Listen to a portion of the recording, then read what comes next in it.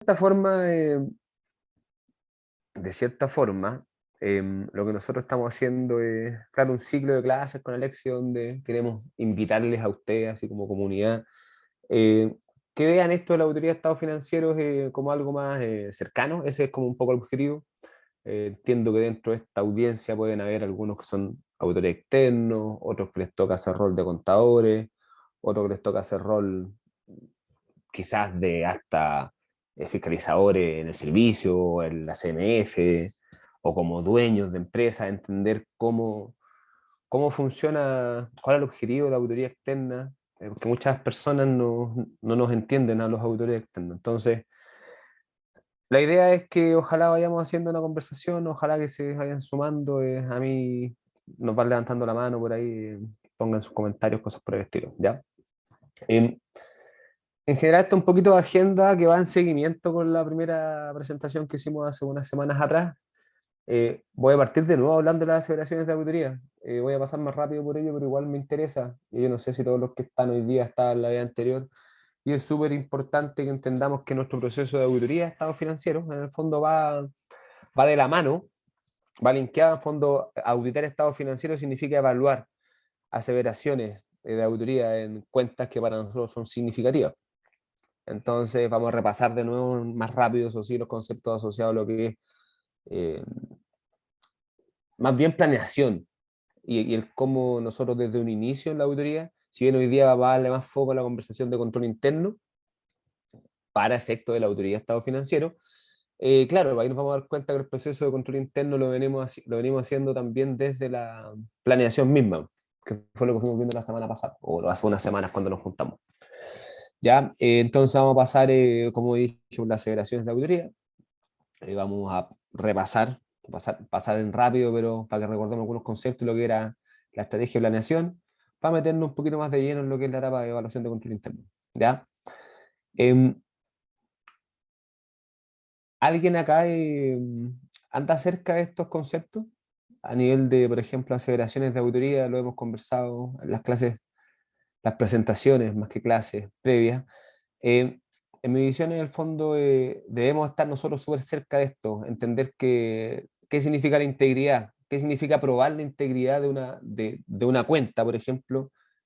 Entendamos que la integridad es súper, súper, súper importante cuando yo audito pasivo, porque en el fondo, ¿cuál es mi riesgo como auditor externo? Es que yo llegue a un cliente y audite su cuenta de cuentas por pagar y su balance diga 100 de cuentas por pagar y después yo me doy cuenta de que al final del día tenía cuentas por pagar por 500, no por 100.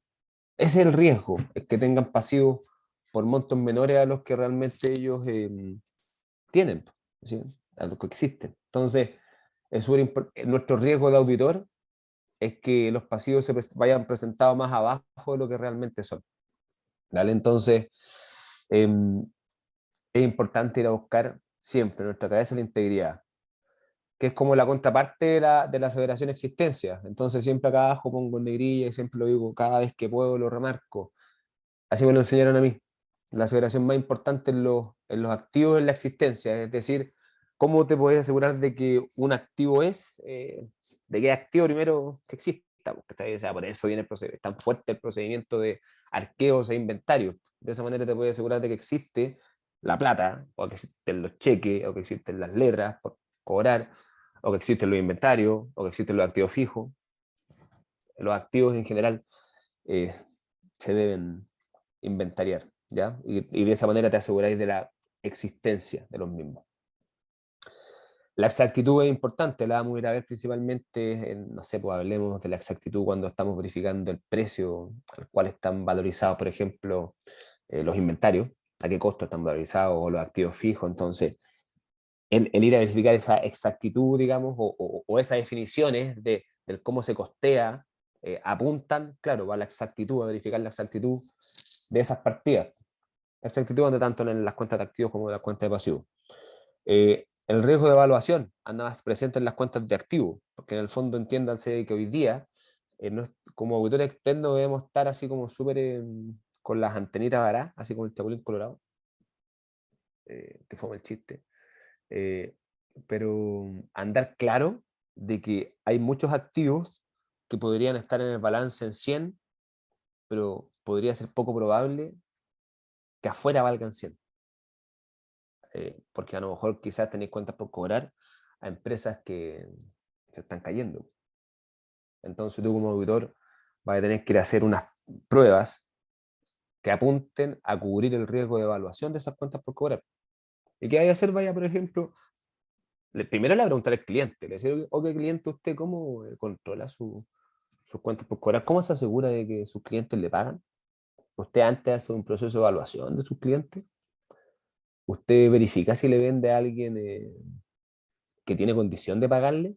Le hace una evaluación de su radio financiero, le hace una evaluación de cuánta antigüedad tiene la empresa, si tiene algún activo para dejarla en garantía, depende de qué la línea de crédito que le da crédito a todos los clientes o le da solamente a algunos, a qué plazo, cosas como esa, todas esas preguntas, uno las va desarrollando en el entendimiento del negocio, que vamos a conversar más adelante, y apuntan un poco algunas de ellas a la evaluación, en el fondo entender cómo la empresa se asegura del riesgo de que la contabilidad tiene en el fondo el menor valor entre lo que dice el papel, factura por cobrar 100, pero si se factura por cobrar por 100 millones, la tengo por cobrar hace 180 días, y voy a preguntarle qué están haciendo con gestión de cobro, y me van a decir de que no han logrado hablar con el cliente durante los últimos 100 días, yo podría pensar de que la probabilidad de cobro de esa factura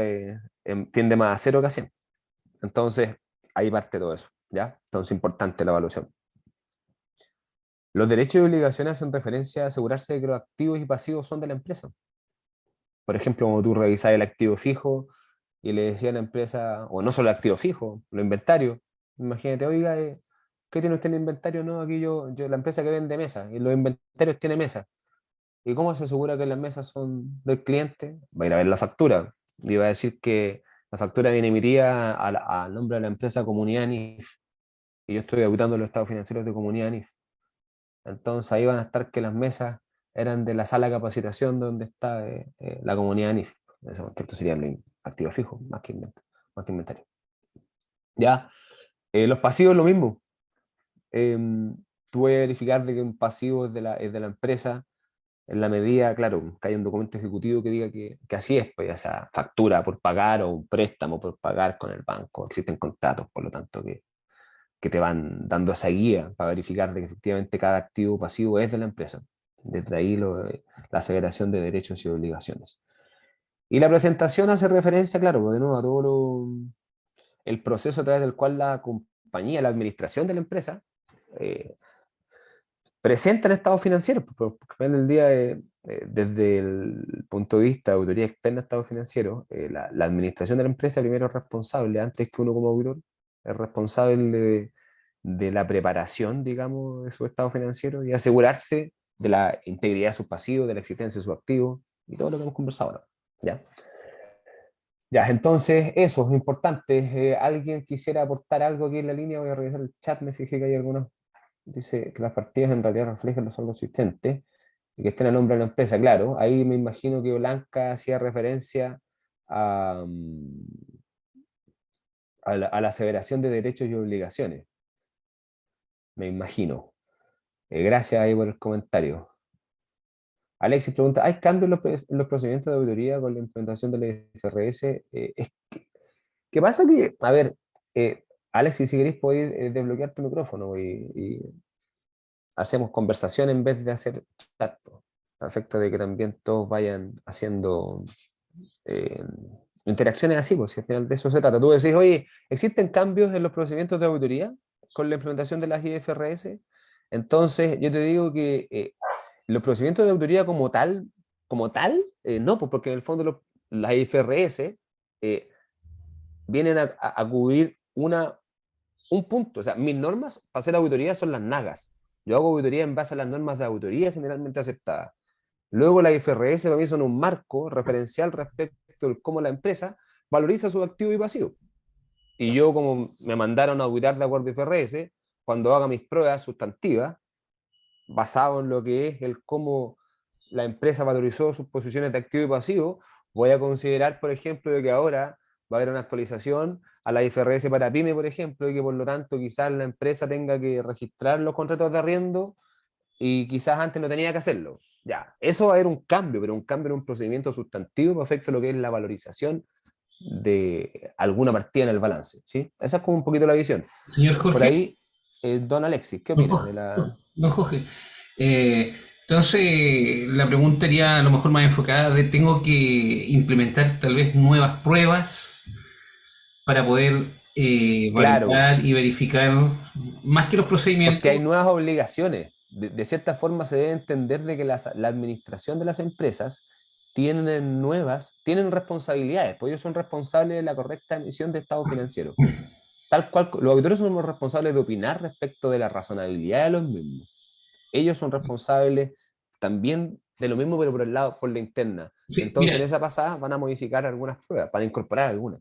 sí, y don Jorge, no sé nada. Don Por ejemplo, Jorge. estáis pensando, por ejemplo, hablábamos de evaluación, hablemos de la evaluación de las propiedades, planta y equipo, o activo fijo, como quieran llamar, Ujú, o activo inmovilizado. Uno decía, oiga, ¿y cómo la evaluación? Ok, perfecto, la evaluación, tú tienes la factura, tienes el proceso de depreciación para ver cómo se ha ido llevando a gasto, ¿cierto?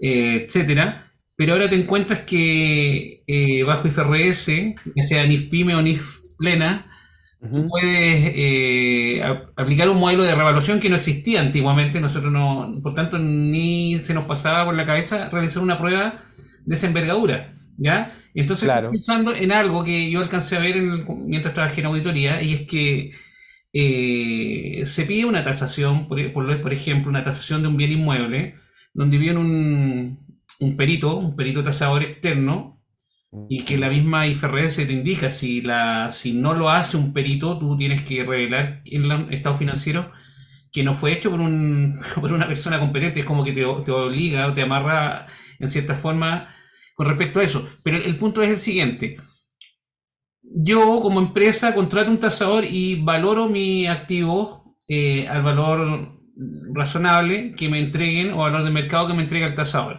Entonces ahora llega el auditor y entiendo, o al menos lo que alcanza a ver es que el auditor no tiene un tasador interno, no hace una contrapartida con respecto a tasación. No, no es la responsabilidad. Uno lo que Y- hace es delegar. Ahí uno lo que hace es evaluar la capacidad, la expertise del profesional externo. En base, entonces ahí, claro, te van a presentar un CV. De cierta forma, la misma evaluación que hace la empresa de quién le hace el trabajo, luego la hace uno como auditor. Y uno evalúa si confía o no en eso, o le pide a la empresa que contrate a otra persona calificada, si es que uno en su evaluación definió de que eso no era calificado, ok, por ejemplo. entonces mi pregunta es que, no sé, tengo una contradicción ahí, porque A ver, obviamente yo desarrollemos. no me dedico 100% a la auditoría, tú sí. De hecho, ustedes son de lo mejor. Bien, bien, me gusta tu concepto. Por ejemplo, yo como auditor tendría dos opciones: o incorporarlo dentro del costo de la auditoría, o delegarlo, como dices tú. Podría incorporarlo y podría tener mi área donde yo voy a validar que lo que están tasando, ellos me lo, con mi área interna tal vez, o tal vez con un externo puedo revisarlo. Puedo hacer una revisión tal vez más simple, tal vez no una tasación tan a fondo, pero en cierta forma pienso que podría existir alguna validación por parte del auditor. ¿Te digo mi visión? No sé, Te eso. digo mi visión. Mira, Dígame, mi dígame. visión va desde la mano de cuál es tu responsabilidad como auditor. Si es que alguien la quiere decir en el chat, sería bonito, porque así querría decir que las clases pasadas nos fueron, escucharon el mensaje. Nuestra responsabilidad como auditor es opinar respecto a la razonabilidad de los estados financieros. No nos mandaron a llamar para que viéramos la tasación, de la valorización de la línea de los muebles del activo fijo. No. Eso es otro trabajo. Es un trabajo especial, independiente para ver eso, y puede impactar mi independencia para efectos de, porque si yo tengo que opinar respecto a la razonabilidad de los estados financieros, no vine a hacer un informe de la tasación de cómo valorizaste tu activo específico. Yo ahí Por eso, delego. pero que, La administración primero lo hace. Yo tengo asesores externos, claro, ocupo mis herramientas de validación, Sí, pero la responsabilidad completa es de la administración, no mía como auditor. sí, Ahí sí. hay un chat, a ver, vamos a mirar qué. Ah, sí, dice lo mismo, auditar es ver la razonabilidad. Pero, por Exactamente, ejemplo, yo te voy comparto a ahí con la poner colega Pamela. otro ejemplo, ¿ah? Porque en realidad, no sé, yo tengo ahí Es que mis tú vendís peros. tasaciones de activos fijos, entonces por eso tú decís que te gustaría hacerlas, porque querés después pasar la factura al cliente, ya te caché, po. No, pero es que en cierta forma tú tenés que cubrir los riesgos, por los riesgos y uno de los riesgos de evaluación. Entonces, como tú cubres ese riesgo de evaluación, alguna prueba tendré que hacer, pues algo tendré que agregar, no sé, tal vez encarecerá mi auditoría, no sé, estoy pensando. Pero, por ejemplo, un caso que es muy actual, vigente, tiene que ver con el cálculo actuarial Ujú. por los beneficios del empleado. Entonces, si bien la empresa contrata a un asesor externo, o si lo puede hacer de forma interna que lo haga, pero el auditor igual valida ese cálculo. Y para validar Claro, ese con un área, pero cálculo, con un área interna mía, pues, ¿sabes? En el fondo yo lo claro, valido, claro, lo que pasa es que entonces el punto mío es, a lo mejor, al lado de la propiedad planta de equipo también podría existir un área que vea eso. No sé, yo pienso que se encarecería mucho una auditoría, entonces es mejor pedir que el tasador sea un tipo de prestigio, no sé. GQ Auditores Consultores. Ya, pero ya está bien. Ya, Está bien eso. Ya, me ya, oye, silencio pero por y ahí. dejo Ay, mira, aquí continuar. hay otro mensaje que tiene una colega, que su nombre es Militza. Dice, ¿qué procedimiento se puede aplicar para probar la existencia de un activo fijo en caso de que la empresa no quiera hacer inventario de activos fijos? Es que pasa que ahí Militza, y si quería Alexis también podéis desbloquear así el micrófono para, quizás Militza quería desarrollar la idea, pero yo ahí, primero la responsabilidad de asegurarse de que sus activos existen es de la empresa. Imaginémonos que la empresa tiene un total de activos por 1.000 millones, y de esos 1.000 millones, 800 millones es su planta. Si están Y desbloqueados por si acaso, pueden. pueden Si, desbloquear sus micrófonos si es sí, que alguien quiere intervenir. levanta la manito y se desbloquea. Claro, entonces, gracias Alexis. Entonces, al final del día, cuando la milicia dice qué procedimiento se puede aplicar, primero tiene que hacerlo la empresa. Si la empresa no hace su procedimiento, es como lo mismo por el caso de los inventarios. Quizás hay que darle un poco a la acción de los inventarios de las existencias, de las mercaderías.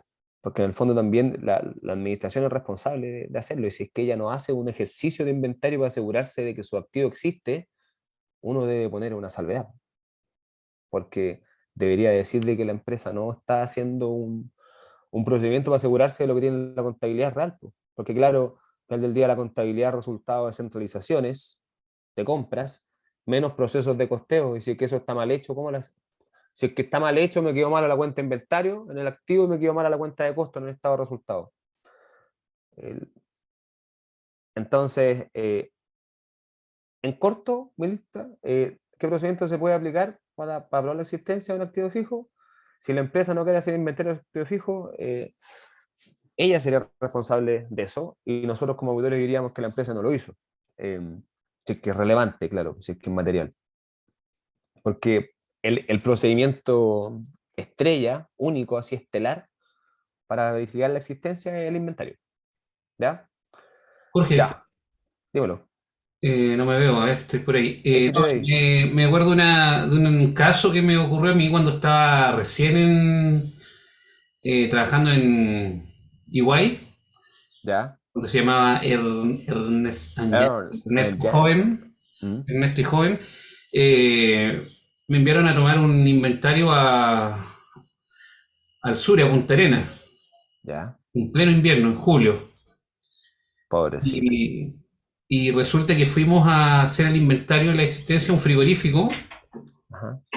y, y el barco que venía a buscar los contenedores nunca llegó. Anda mi perro por ahí, sorry. Eh, nunca llegó, entonces no pudimos tomar el inventario. Y por eso me acordé de la pregunta acá claro, es con respecto al activo fijo, pero acá era con respecto a existencia. Y yo era pollo, llevaba un par de meses nomás en la auditora. No sabía qué hacer.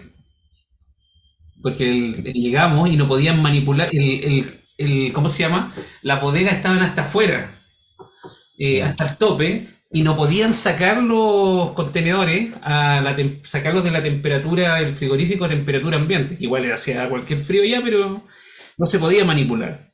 Entonces me dijeron, no se puede contar. Eso es una limitación al alcance de efectos de autoridad. ¿Ok? Entonces se me ocurrió una genial idea que les gustó bastante a los jefes, no tengo idea qué habrán opinado, pero no se me ocurrió a mí solo, me ayudó el gerente allá de El la... cliente. Sí, entonces fuimos y como teníamos el embarque y el desembarque, fuimos a ver las tarjetas de estiva y desestiva. Fuimos a la naviera, a la agencia de aduana, perdón. Y Ya. hicimos una cuadratura, hicimos un procedimiento alternativo con las tarjetas de estiva y desestiva. ¿Qué es Y, eso? las tarjetas de estiva y desestiva, o de carga y descarga del Ah, barco. ya, ya, ok, ¿Ya? entiendo, entiendo. Y ¿sabes qué? Que fue tan, Dios fue tan bueno conmigo, dijo, que cuadraba todo.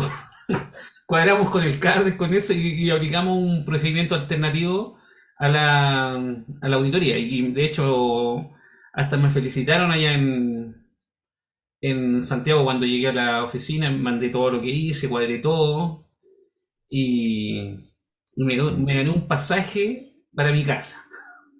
Mira, yo No, la pero verdad que eso no es sé si te una hubiera yo experiencia no que te sé si te hubiera cuento. felicitado tanto, con todo el cariño del mundo te lo digo, porque eso al final del día, claro, alternativo, te la trataste de jugar, pero ¿y la existencia que sabía si adentro los contenedores estaban más vacíos?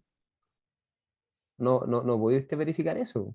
Entonces, la prueba como tal, porque la prueba de inventario no es verificar contra papel, pues verificar, es casi tocar, pues casi palpar, existencia.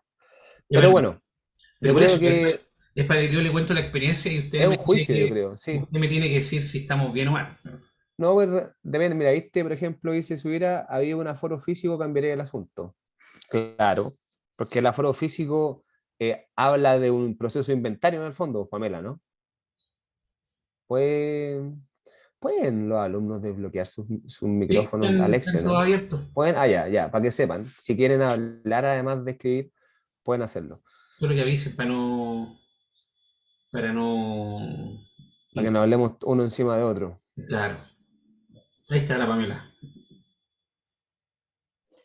Mira, Hola, ya, buenas dale, Pamela, tardes. porfa. Buenas ¿Me tardes. escuchan? Te escuchamos súper bien. Ya, ahí yo comentaba que si hubiese habido un aforo físico en puerto, a través de la aduana, hubiese cambiado el asunto porque se certifica la razonabilidad de la importación. Entonces, ahí hubiese sido diferente, lo hubiésemos podido considerar, pero como tal, como dice usted, también concuerdo que podría haber dicho el papel tal cosa, pero en el fondo el contenedor venía vacío o no venía completo.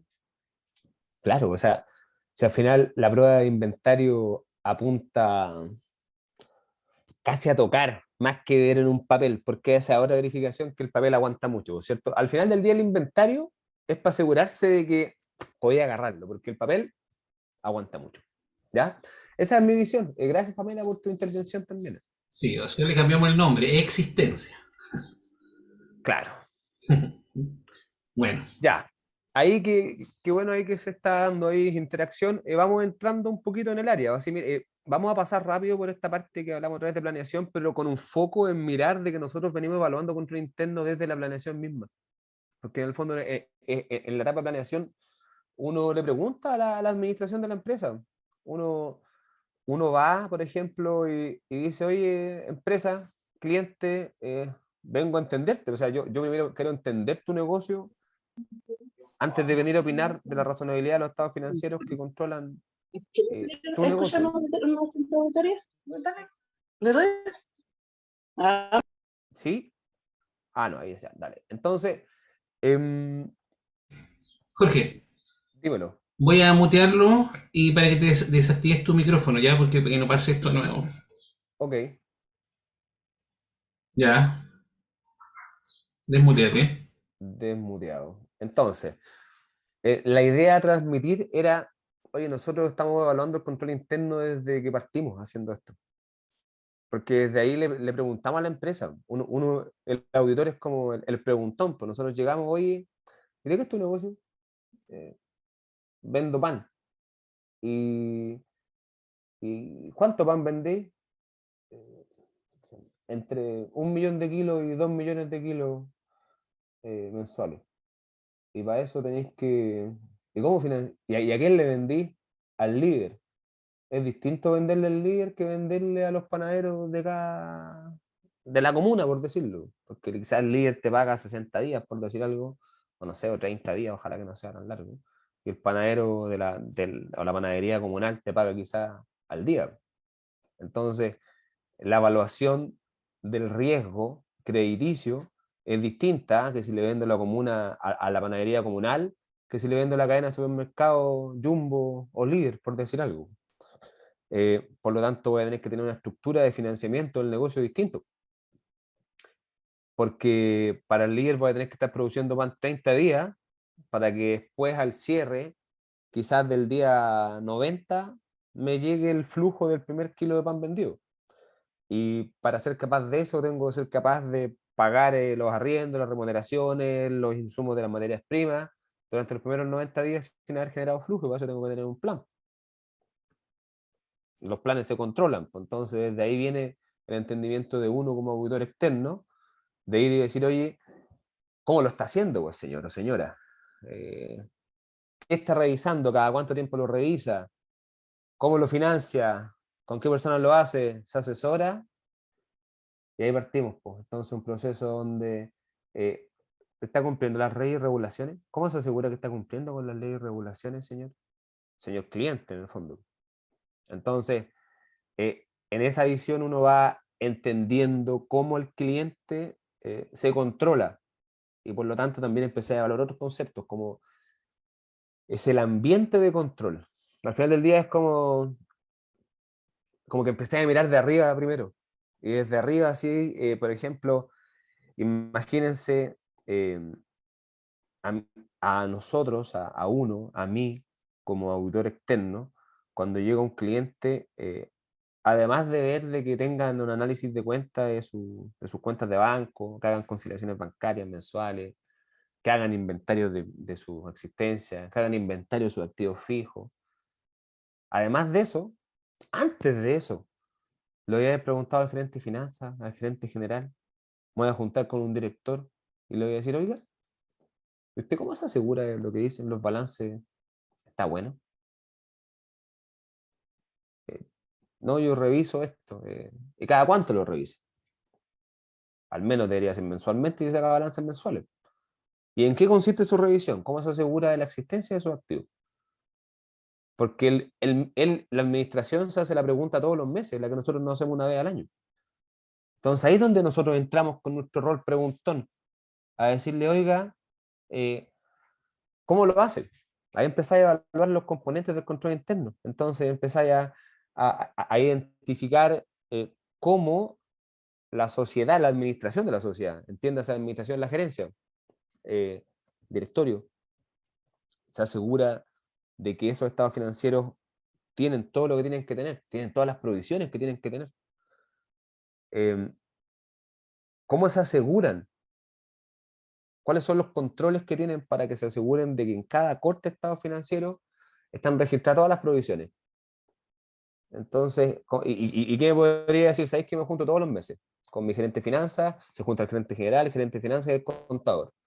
Y hacen una revisión de los estados financieros del mes en curso. Por ejemplo, septiembre, que se cerró ahora, lo comparan con presupuesto de lo que tenían pensado generar en septiembre, lo comparan con el mes pasado, agosto, y lo comparan con septiembre del año pasado. Y de esa manera te permite tener varias visiones de revisión para asegurarte que no se te quedó nada. No es solamente revisar de que la conciliación bancaria, eh, de que la cuenta de banco tenga un análisis, su conciliación bancaria. Entonces, lo que les quiero decir es que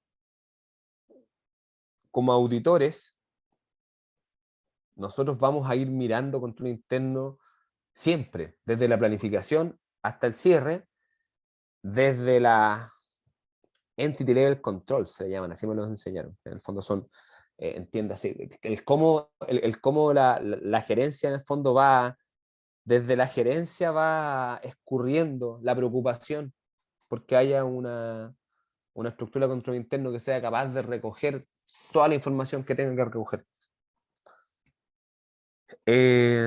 También la administración es responsable, claro, de tener una estructura que le permita detectar riesgos de fraude. La administración es responsable de eso. Y nosotros durante el proceso de auditoría igual vamos haciendo algunos dobles clics en esta visión del riesgo de fraude. El riesgo de fraude está presente en el fondo. Se pueden robar algunas cosas, digamos, de la empresa, se puede presentar información de manera intencional, así como de manera fraudulenta, así como que te presenten estados financieros adulterados, con provisiones de ingreso que no existen, con saldo de caja que no existen, con provisiones que no estén registradas, cosas como esa. Entonces eso es una forma de un poco de maquillar, pues ese maquillaje no es un chiste, eso no, ese maquillaje no es, oye, aquí estoy maquillando los estados financieros, no, pues eso es fraude. Entonces, uno debe preguntarle a... Quizás suena muy feo decir que eso es fraude, pero para que lo tengamos todos y todas súper claro, eso es fraude, porque en el fondo es manipular en el fondo información financiera, ¿ya? Entonces, téngase súper claro. A considerar, por ejemplo, estamos hablando de la presentación que hicimos en el área de planeación, pero estamos haciendo un highlight así como hoy, destacando de que aquí sí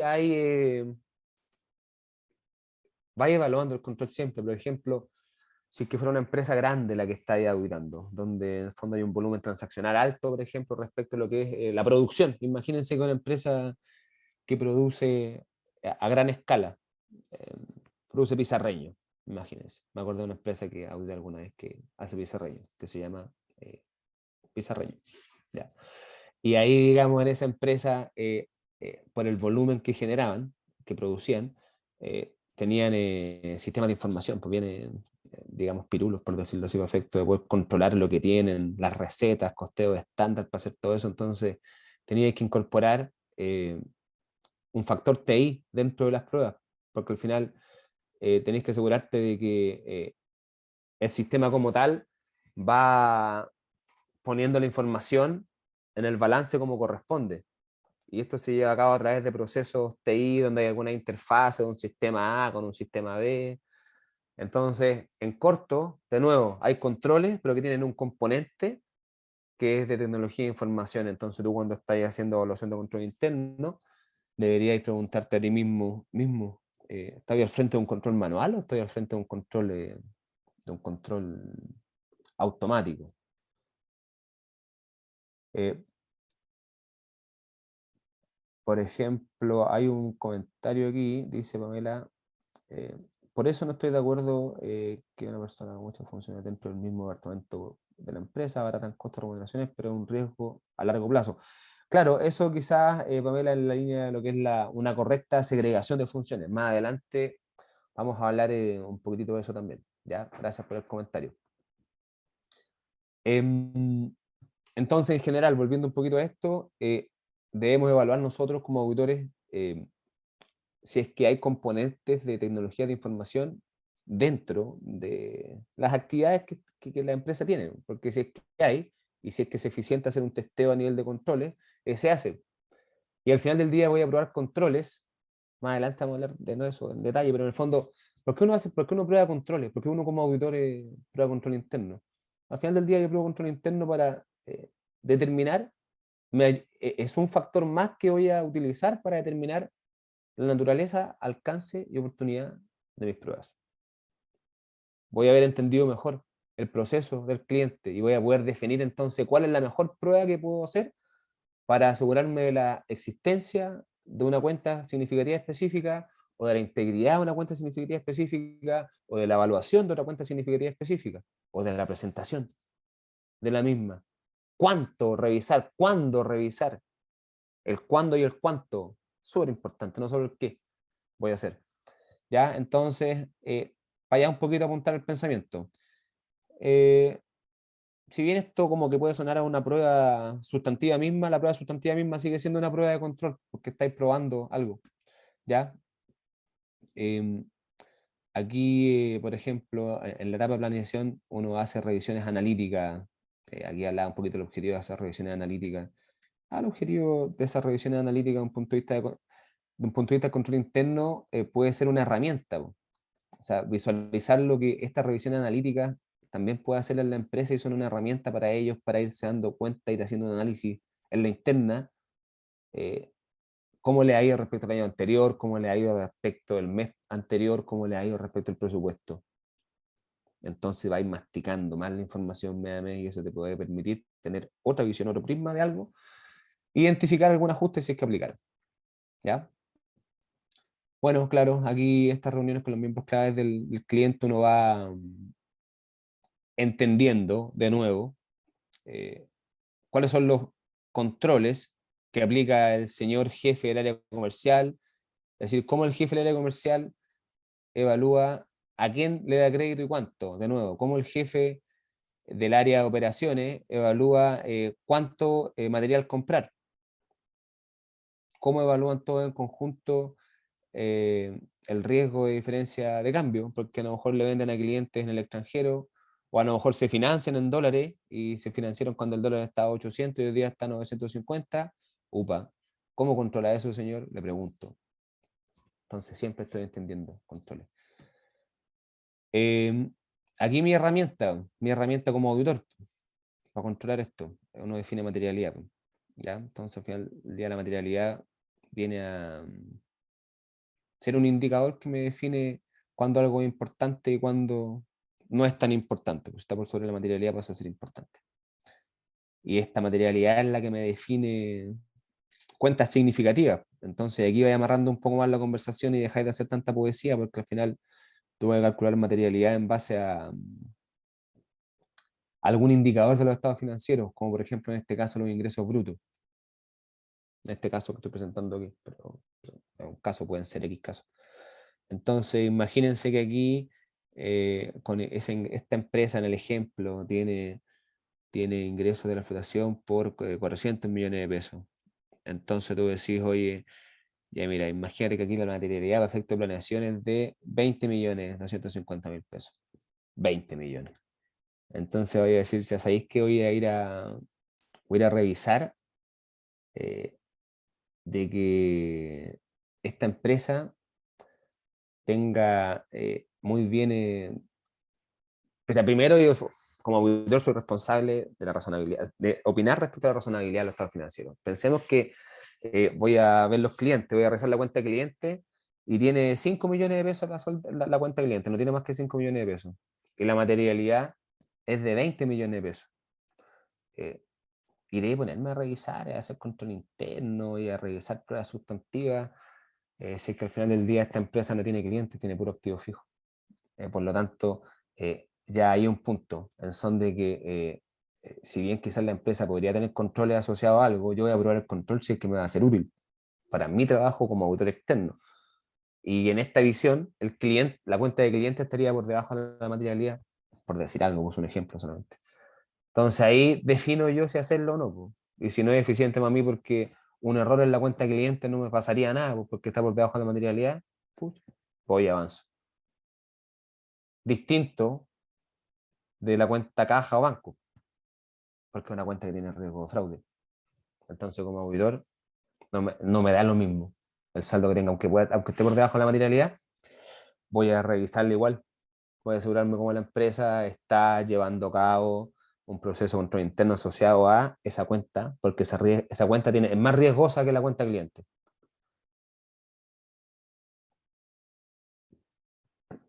A ver, por ejemplo, aquí hay unas preguntas, dice Pamela nuevamente, gracias ahí por la participación, dice,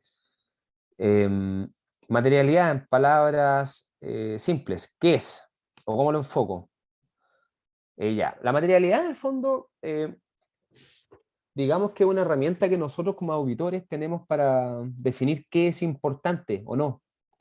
Es un factor cuantitativo que uno lo define en base a lo que dicen las nagas. De hecho, ahí están las nagas.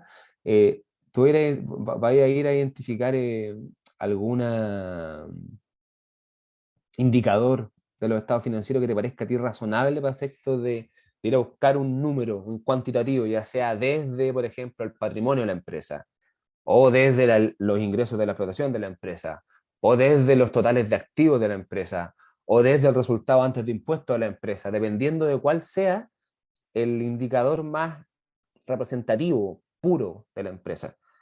Porque si estáis viendo que, por ejemplo, que los ingresos de la empresa han ido como montaña rusa los últimos 5 años, yo como auditor no me colgaría de eso. Quizás me colgaría el patrimonio, o quizás me colgaría los activos fijos, para efecto de calcular la materialidad. Luego hay rangos que te dicen, ya, si va a considerar los ingresos de la explotación, considere desde un 0,5 a un 2%, pero siempre usted como profesional defina y evalúe en su juicio qué es el porcentaje que usted define. Entonces imagínate que yo llego a una empresa y soy auditor por primer año de esa empresa. Mi nivel de confianza va a ser más bajo porque no sé cómo ellos se controlan. Entonces, si tengo un rango para moverme entre 0,5 y 2%, voy a considerar el más bajo. Entonces, si la empresa tiene unos ingresos de explotación por 1.000 millones de pesos, voy a tomar el 0,5%, entonces para mí las cuentas de ingresos que estén por sobre el 0,5%, o sea, las cuentas que estén por sobre el 0,5% de los ingresos, van a ser materiales para mí. Entonces, de esa manera yo puedo definir, esa es la materialidad. Al final del día, para mí como auditor es un indicador, es una herramienta que me permite definir qué es relevante y qué no. Puedo complementar también la idea, y también hay un colega ahí también respondió, Juan, que dice que la materialidad se determina a partir del riesgo y el impacto de la compañía. Claro, justamente. Y también la materialidad, la empresa, la administración de la misma debería también sentirse responsable, tal cual así como los auditores, ellos de definir dónde es eficiente hacer control interno. Entonces también ellos definen materialidad, para que sepan. ¿Ya? Ya que bueno que quedó claro. Seguimos entonces con los conceptos. Estamos hablando de la materialidad. Y aquí nos pusimos a entrar un poquito ya en la línea de lo que es el control interno mismo. Entonces nosotros decimos, ya, vamos, si nosotros decimos, ¿por qué hacemos control interno? ¿Por qué un auditor externo que lo llamaron, lo invitaron a jugar, a opinar respecto a la razonabilidad de los estados financieros? ¿Por qué revisa el control interno? Lo revisa primero, en el fondo, porque necesitamos entender bien lo que estamos haciendo, en qué parte de la cancha estamos jugando. Eh, pero al final del día siempre vamos a hacer control interno para asegurarnos de que la empresa está haciendo su trabajo de ser responsable, de controlar lo que tienen y lo que deben. En base a eso van a poder asegurarse de la existencia de sus activos y de la integridad de sus pasivos. Ese es como un poquito el speech. ¿Ya? Sonando un teléfono. Denme por favor 30 segundos porque estoy solo.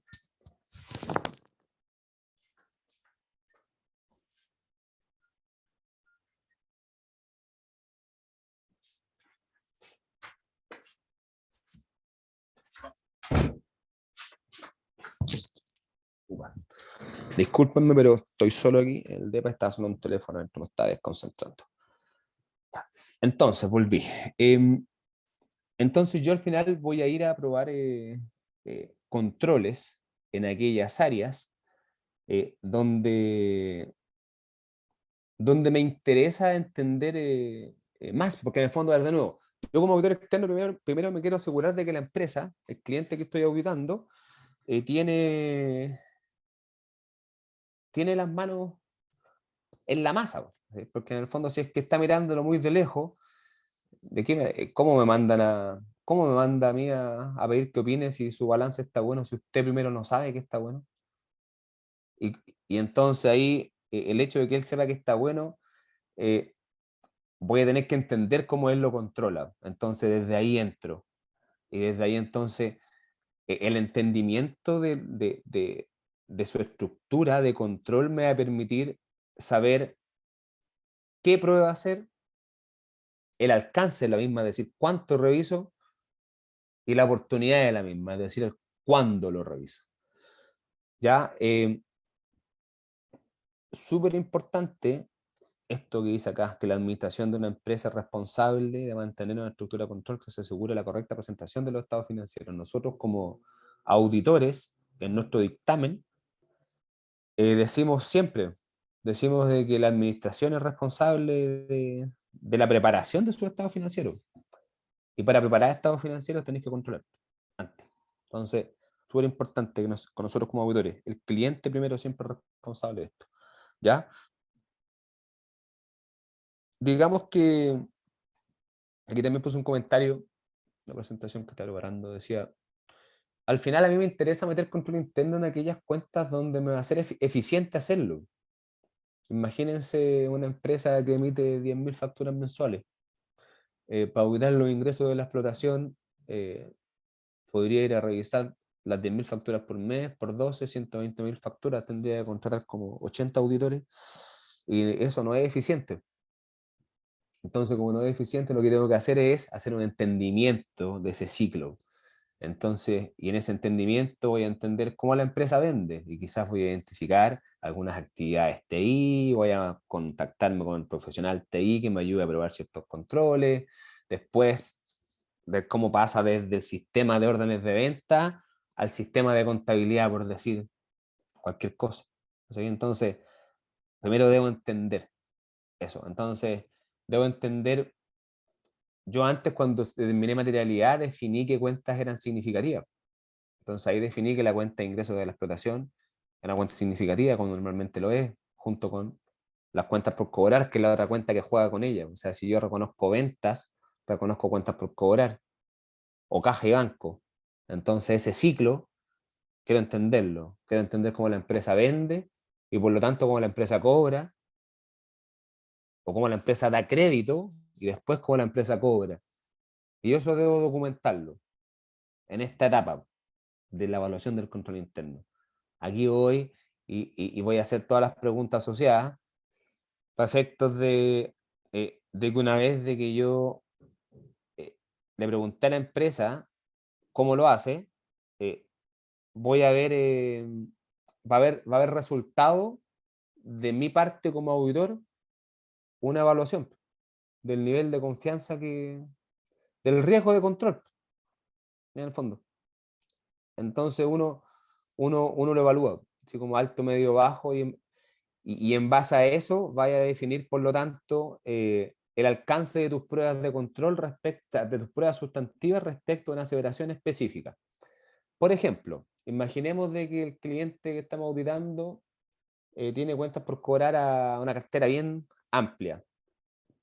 Entonces, y yo voy y le pregunto, oye, ¿tú haces algún tipo de evaluación de los estados financieros de tus clientes eh, antes de darles crédito? Crédito me refiero, si van a pagar a 30 días o a 60 días o a 90 días.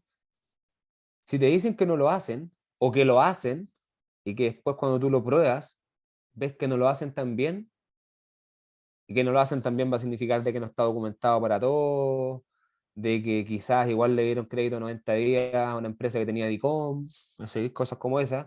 Entonces, cuando pasó eso, el resultado de eso van a ser dos. Pues uno, que vaya a hacer una carta a la gerencia donde le dijiste, tema de administración, hice estas pruebas, tengo estos hallazgos, que le vaya bien. Pum.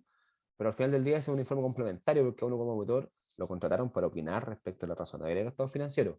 Entonces ahí tú vas a decir, cuando tienes en ese proceso, para decir, oye, ya tengo que auditar la evaluación de las cuentas por cobrar, y vaya a ver los papeles de trabajo y a decir, oye, pero mira, que el cliente no tenía bien documentado su proceso de evaluación del riesgo de crédito. Entonces vaya a tener que hacer pruebas sustantivas más fuertes para asegurarte de la evaluación de tus cuentas por cobrar.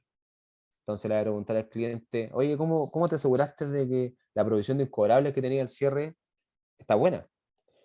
Porque tenéis provisión de incobrables por 10 millones, que es la misma que tenía el año pasado. Y tu cartera se multiplicó por 2 y hoy día, actualmente, todas las cuentas por cobrar tienen un riesgo de cobro mayor, porque hay muchos más clientes en la industria, en el mercado, que se están cayendo. Y desde ahí parte, claro, po, un proceso de validación. El cliente te mostrará cobros posteriores asociados a esas facturas, te mostrará acuerdos de pago, y si es que no, provisionará. Y si es que no provisiona, y si es que termina siendo una partida material, tú calificarás tu opinión, indicando que es razonable, excepto porque la revisión de las cuentas por cobrar no se observaron procedimientos que cubrieran de manera razonable la evaluación de las cuentas por cobrar. Fin de la historia. Aquí el colega Juan Galvez pone aquí un mensaje, dice: en efecto, en este proceso de evaluación deben considerarse ciertos controles básicos: la existencia de políticas y procedimientos, niveles de autorización, segregación de funciones, supervisión. Exacto, más adelante justamente hablamos un poquito del qué. Juan, gracias por el comentario.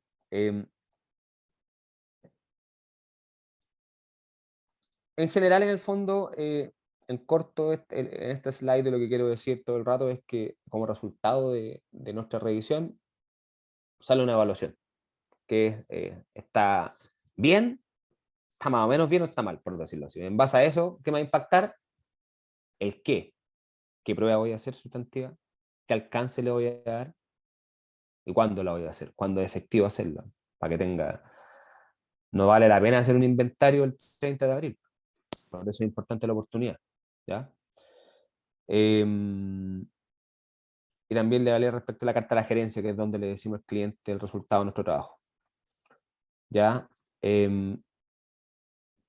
Como parte entonces de este proceso de evaluación del control interno, nosotros lo que vamos a ir a buscar es como ir a mirar cuáles son los principales ciclos que tiene la empresa, ciclos, procesos. Al final del día, casi en todas las empresas se repiten, porque al final uno va a la empresa y le dice: oiga, ¿usted cómo vende?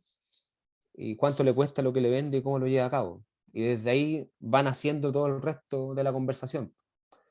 Porque usted cómo vende, entonces cómo vende nace el ciclo de los ingresos de la explotación, donde al final juegan, por decirlo así, en ese ciclo, en esa canción, la cantan los ingresos de la explotación, que son las ventas, ¿cierto? Por el lado de estos resultados, la cantan los clientes, ¿cierto? Por el lado del balance, y el banco. Quizás va a llegar a la empresa y vaya a entender que el cliente también hace provisiones de ingresos. Ah, lindo punto. Entonces, si hace provisiones de ingresos, va a tener que entender, por lo tanto, eh, cómo hace esas provisiones de ingresos, cada cuánto tiempo la hace. ¿La hace en base a un contrato? ¿Hay un estado de pago? ¿Por qué? Porque esa provisión de ingresos, en el fondo, podría no aplicar. Y si no estuviera registrada, te movería el estado de resultados de manera relevante. Entonces, a ti como auditor, eso ya te tiene que dar un poquito de dolor de guata. Y tenés que salir a ponerlo más firme, porque si no, puede ser el gato por liebre. Otro ciclo que siempre anda por ahí cerca es el ciclo de bueno, un poquito antes de pasar a los inventarios de costos asociados a los ingresos, tal cual como pueden haber provisiones de ingresos asociados a ingresos que aún no son ingresos, aunque lo dije antes, no, vuelvo y repito, evaluación de las cuentas por cobrar, tal cual como eh, te interesa que estén todos los ingresos, también te interesa que estén bien evaluados tus cuentas por cobrar. Al otro ciclo importante que siempre es relevante, los inventarios. Cómo la empresa reconoce sus activos, el concepto de inventario, cómo se los lleva al estado de resultados, para que sean costos de venta. Cómo administra este ciclo de cuentas por pagar, eh, si lo administra con deuda justamente a sus proveedores o va a financiarla con deuda bancaria para pagar proveedores o levanta capital para pagar proveedores. Ah, entonces ahí vaya entendiendo los ciclos de la empresa. De tesorería, porque en el fondo esto no solamente es saber si es que está comprando 10 y está vendiendo 20, no, también me interesa saber cómo financió la compra y cuánto se demoró en cobrarla.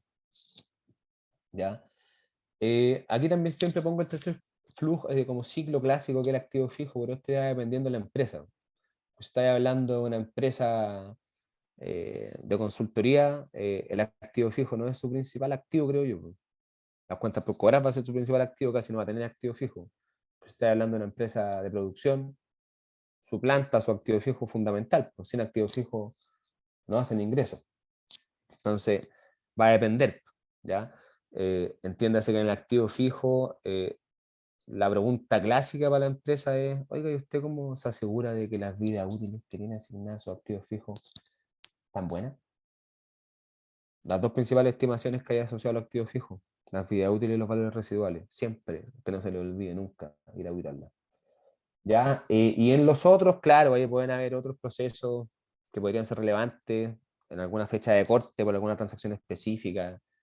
Imagínense, no sé, por intangibles, que pueda haber algún derecho de uso, que pueda haber inversiones en empresas relacionadas y cosas como esas. Ya, pero ahí va a depender de la estructura que tenga cada balance que estamos auditando. ¿Cómo documentamos con narrativas?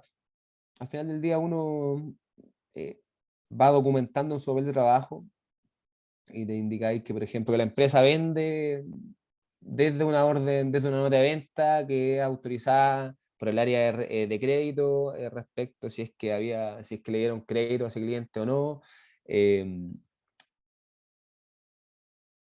Y desde ahí, entonces, en este proceso de descripción, ¿cómo se supone que uno, como auditor, va amarrándolo, digamos, a la contabilidad misma, hasta llegar al cómo dicho hecho económico, dicha transacción, llegó a ser un asiento contable y por lo tanto llegó a controlarse en una cuenta de los estados financieros? ¿Ya? Entonces decimos que aquí se documenta con narrativas, claro, flujogramas normalmente, y se documenta un recorrido, que el recorrido es como una manera como de comprobar lo que nosotros estamos contando. Entonces puedes decir, partir con un ejemplo, desde la nota de pedido número 1, cómo se creó, quién la autorizó, cómo aprobaron el crédito del cliente al que se le hizo esa nota de pedido, y cómo llegó a ser una cuenta por cobrar y cómo finalmente se terminó cobrando. Y todo eso tú lo describes. Y eso se llama recorrido. En inglés hablan del walkthrough, como caminar a través de. ¿Ya? Eso es un recorrido. Ya, aquí adelante, un poquito apuntando a lo que comentaba el colega Juan. ¿Qué cosas revisamos? ¿De qué hablamos cuando estamos documentando el control interno? Tenemos que ver si estamos hablando de controles preventivos, detectivos, si es que son controles manuales o son controles automáticos, con componentes TI. Vamos a evaluar si es que hay una buena segregación de funciones. El clásico ejemplo respecto de uno como auditor, no le debería dar lo mismo si la misma persona que controla el banco también controla las cuentas por pagar, porque hay un riesgo de fraude tremendo ahí, porque, porque podría crear cuentas por pagar que no existen y podría pagarlas y podrían pasar cosas terribles ahí. Entonces eso, importante, la clásica segregación de funciones que conversaban antes Pamela y Juan también me acuerdo. Eh, Ir detrás de manuales de procedimientos, por ejemplo, saber si es que existen, aunque a veces suene fome esa pregunta, a esta altura ya no es tan fome porque la empresa debe decirle a un tercero que viene recién entrando cómo se organiza. Si es que no está claramente definido, si no está claramente definido, el riesgo existe. Eh, Uno va a ir también preguntando respecto a los niveles de autorización que hay para ciertas transacciones. Por ejemplo, si yo soy gerente de finanzas, puedo autorizar pagos hasta 10 millones de pesos. Si hay pagos sobre 10 millones de pesos, a usted ser con autorización del directorio, por ejemplo. Eso es una herramienta, eso es un control con niveles de autorización. Y en general, por ejemplo, evaluar de qué manera la administración hace gestión en la interna. Porque al final eso viene a nosotros como auditores a mostrarnos el real interés que hay de parte de la administración para asegurarse de que su contabilidad está buena. ¿Ya? Ya, eso hay un poquito respecto al qué. Aquí nos gusta hablar un poquito de qué deberíamos ir a revisar por los principales ciclos. Por ejemplo, el ciclo de los ingresos. En general, pues siempre voy a entender cómo las cuentas significativas, cómo interactúan en este proceso en el cual se lleva a cabo el hecho económico venta y cuál es el riesgo de error de cada una de esas cuentas en estos hechos económicos. Entonces, así voy a ir entendiendo eh, y llevando a cabo mi proceso de evaluación. ¿Ya? Em, Voy a, dentro de las cosas clave, evaluar la existencia bueno, y la evaluación de las cuentas por cobrar. Lo hemos hablado varias veces, pero en el fondo es súper importante. Eso normalmente es la clásica. uno como auditor debe andar detrás de eso. Eh, Entender, por ejemplo, aquí puse como ejemplo condiciones de pago que le ponen a cada cliente. Me interesa, es súper clave. No me da lo mismo venderle Coca-Cola que venderle a Jorge Kilograma. Evaluar el riesgo, la exactitud de los ingresos, por ejemplo, cuando estáis entendiendo los ingresos, vaya a preguntar, oye, ¿cómo ponen los precios? ¿A todos los clientes les venden al mismo precio? ¿Pueden alguien vender a un precio menor al precio que el precio que está en la lista de precios? ¿Cómo se activan esos descuentos? Hay una pregunta aquí. Ah, Jorge Kilográn paga, dice aquí. No, pues no, aquí estamos hablando de controles, aquí no hay que creerle a nadie, se prueba. Ya, entonces, en general, a nosotros como auditores, no se nos tiene que olvidar nunca preguntar, ¿ya? Y aquí evaluar el riesgo de existencia de los ingresos, claro, va para allá un poco. Cómo la empresa vende, cómo pone precios, cómo cambia los precios, cómo da más descuentos.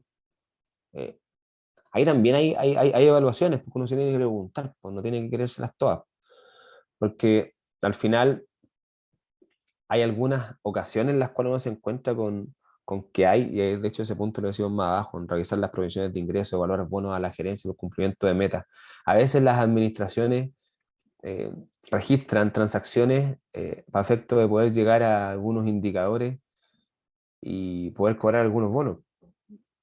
Por ejemplo, y para eso, en el fondo, quizás, imagínense que se van a ganar un bono de 20% de la renta anual si superaban los 1.000 millones de ventas y llevaban 900, le faltaban 100 millones. ¿Y qué pasa si salgo a venderle a alguien algo que normalmente cuesta 150 millones y se lo vendo en 100 para cumplir mi meta? Claro, diría, pero Jorge, está bien, pues si pudiste venderlo en 1.000 millones. Claro, pero vendí en 100 algo que costaba, que normalmente vale 150. Bueno, vendí en 100 quizás algo que a mí me cuesta 120. Y eso no te debe dar lo mismo. Entonces, al final del día debe uno estar ahí como siempre con los ojos abiertos, ¿ya? Em, Evaluar el riesgo, la existencia y la exactitud de la caja de los bancos. De nuevo, segregación de funciones, súper amarrado a lo que conversábamos delante. Ya esto por el lado de los ingresos de la explotación. Aquí ya un poquito avanzando para ir como en etapa de salida ya, porque son las 8:20. A nivel de costo, visiones similares en el fondo, pero aquí las cuentas significativas que juegan son distintas. Pues ya no juegan los ingresos, las cuentas por cobrar y la caja, sino que juegan mi inventario, mi costo de explotación, mis cuentas por pagar. Que al final del día son las cuentas que hacen relación a su centralización. Por tanto, el de que compro, cuando compro yo centralizo compras y genero un activo y genero un pasivo de cuentas por pagar. Y luego costeo. Y cuando costeo, entonces saco mi activo, me lo llevo a estos resultados y genero un costo de venta, ¿cierto? Yo quiero entender cómo funciona eso en este ciclo de control interno asociado al coste de explotación. Quiero entender cómo el cliente evalúa su riesgo de obsolescencia de su inventario. Por ejemplo, entonces de nuevo, riesgo de evaluación asociado en este caso a otro activo, al activo inventario.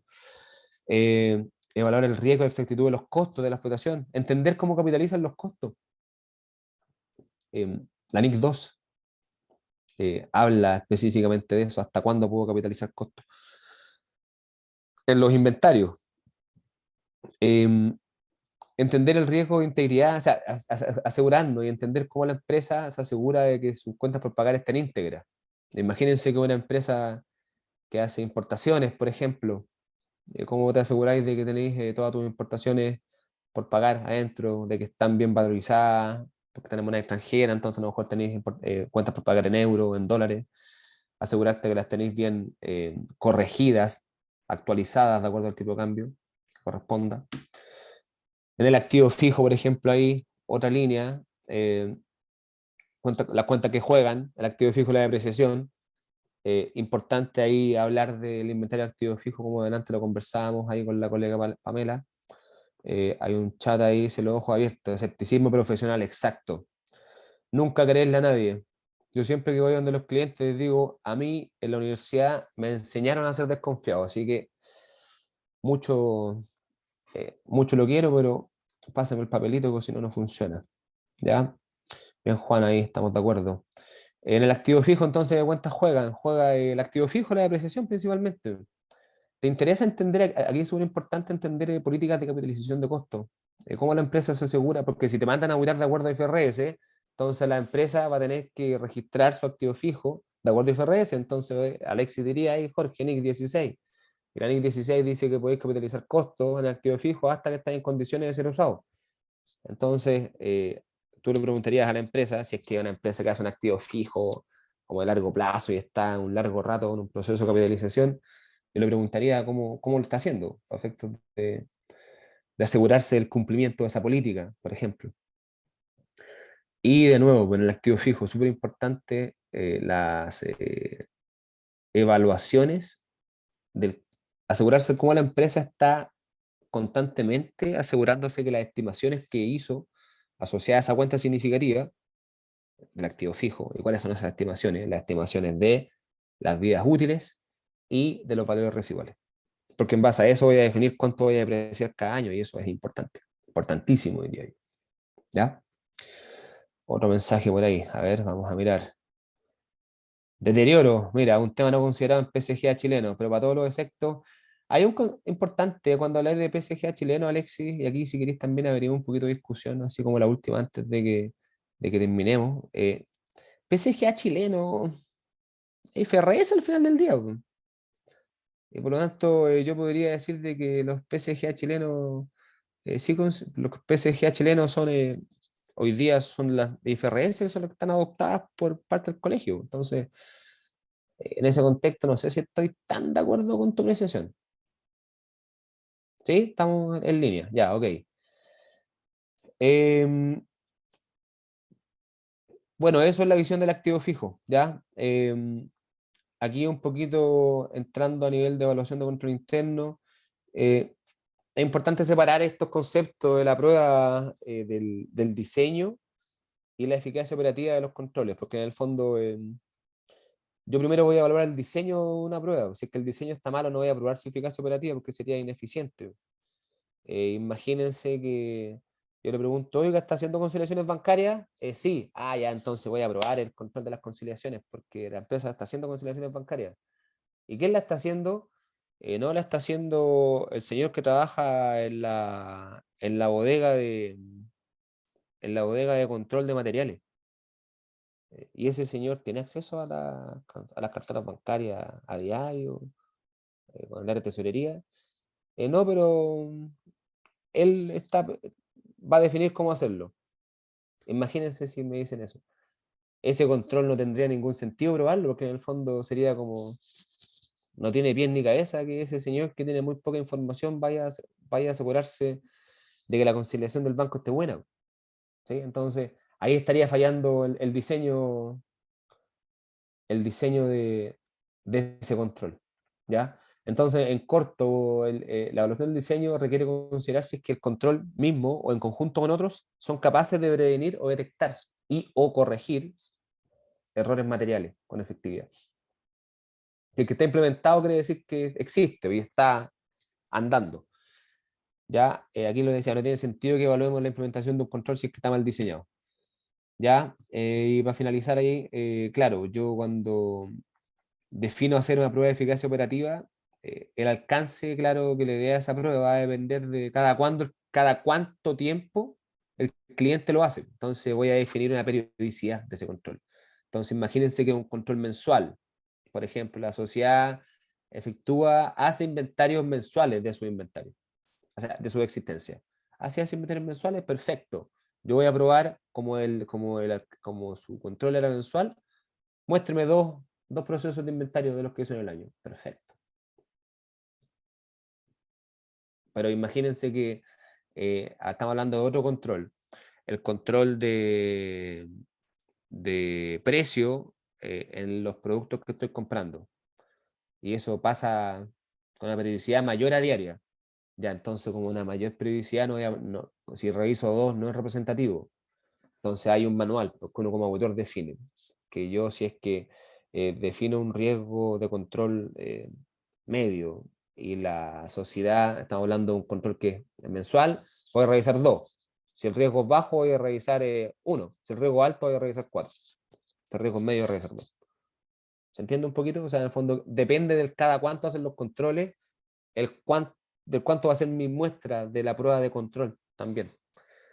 ¿Ya? Y al final nuestras pruebas de control son procedimientos de auditoría que los hacemos nosotros mismos y que los diseñamos para efecto de evaluar la eficacia operativa, para probar si es que efectivamente la estructura de control que tiene levantar la empresa hace su trabajo de detectar o corregir errores materiales a nivel de aseveraciones. ¿Qué aseveraciones? Integridad, existencia, exactitud, evaluación, derechos y obligaciones, presentación.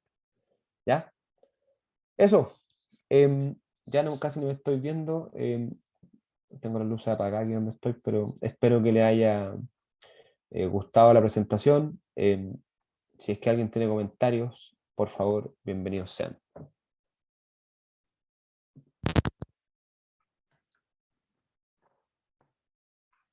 Alexis, si quieres ahí puedes ir complementando, porque por el lado ¿Qué puedo decir? Estuvo muy buena la presentación.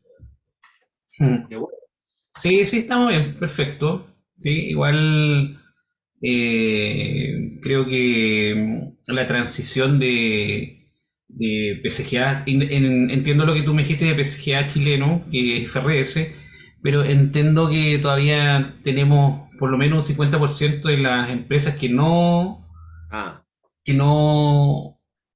se llama? No adoptan, no hacen la transición, entonces más o menos a eso me refería, que hay cosas que todavía no se están considerando y que ni siquiera los auditores la están considerando, ¿ah? Y siendo que los auditores debiesen hacerlo bajo IFRS.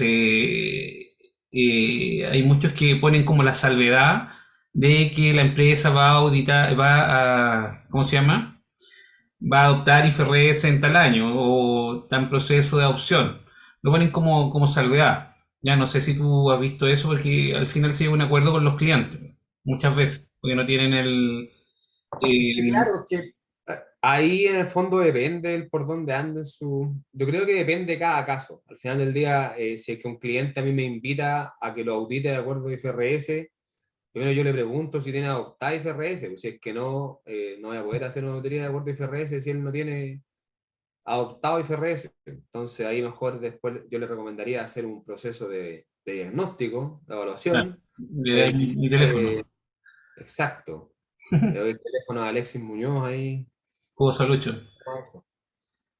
Oye, sí, no, pero hay harto que tenemos que ir conversando, revisando, porque, por ejemplo, ¿qué pasó? Se me fue la cámara. No nos perdemos de mucho, tranquilo. No, que te decía el tema de, por ejemplo, ahora yo te mencionaba el tema del deterioro, que es parte del activo fijo. Son procedimientos nuevos o pruebas nuevas, por ejemplo, si la empresa tiene el cálculo del deterioro, si tiene índice definido, índice de deterioro, entonces son temas nuevos que tanto la empresa como el auditor tiene que ir asimilando e incorporando en sus tareas, en sus labores. Eso es lo que mencionaba. Entonces, bajo ese escenario, tenemos harto que hacer y cosas interesantes que podemos hacer ahí con Jorge y los vamos a invitar a todos. ¿Ya? Porque aquí tenemos para rato. Tenemos Jorge Kilográn para rato, ¿cierto? Absolutamente, siempre dispuesto a colaborar con nuestra formación como profesionales. Así que pongámosle. Sí. Vayamos compartiendo en el fondo, es importante. Sí. Yo creo que es un punto de vista. Muchos aquí, muchas pueden tener otros puntos de vista. La idea es que los podamos compartir y conversar. Sí. Esto es basado en la experiencia que yo he tenido, pero algunas podrían tener otros puntos de vista. El miércoles en la mañana tenemos una sesión a las 10 con Cristian Correol, que nos va a hablar sobre herramientas útiles para los contadores. ¿Ya? Se va a incorporar un nuevo tema que vamos a estar incorporando todos los meses. ¿Ya? Así que estén atentos el miércoles a las 10 de la mañana, UTC-3 hora de Chile. Así que para que se conecten, pueden usar el mismo enlace que les envié ahora. Ya es el mismo enlace, así que para que participen, es la última sesión de septiembre y ya la próxima semana, el miércoles de la próxima semana 26 de octubre, ¿cierto? Si no me equivoco, comenzamos con nuestro ciclo correspondiente a octubre, donde vamos a realizar un curso de adopción, vamos a realizar un caso de adopción de la IFRS desde la transición hasta la adopción y estados financieros comparativos. Entonces va a ser bien completito. Van a ser 4 clases, ¿ya? Para los que quieran participar, así que están todos invitados. Ahí pueden meterse en la página www.comunidadnif.cl y ahí hay toda la información sobre las capacitaciones que tenemos. ¿Ya? La suscripción del mes de octubre va a costar 40.000 pesos por si acaso, ya para los que quieran participar, porque como les mencioné, vamos a incorporar este super curso de adopción. Ya, así que si nos ayudan a difundir, las clases quedan todas en línea, el material queda todo en línea. Tenemos un grupo de WhatsApp donde podemos aclarar dudas con respecto al tema, así que están todos invitados. Ya, los que están suscritos a la suscripción semestral o anual, no pagan la participación de este curso, ya están suscritos, así que eso. Ya recuerden que la suscripción nos da acceso al curso del mes, más todo el contenido que está grabado hacia atrás. Una especie de Prime Video o Netflix, como le quieran llamar. ¿Ok? Eso. Ah, Se ríe, Jorge, está ahí cansado. Ya, estimado pregunta. Jorge, un abrazo, gracias a todos. Que les vaya bien. Y ahí me escriben por interno si tienen alguna duda o algún requerimiento. ¿Ya? Un abrazo a todos, que estén bien. Chau. Chao, Jorge. Chau, chau. Cuídense. Todos.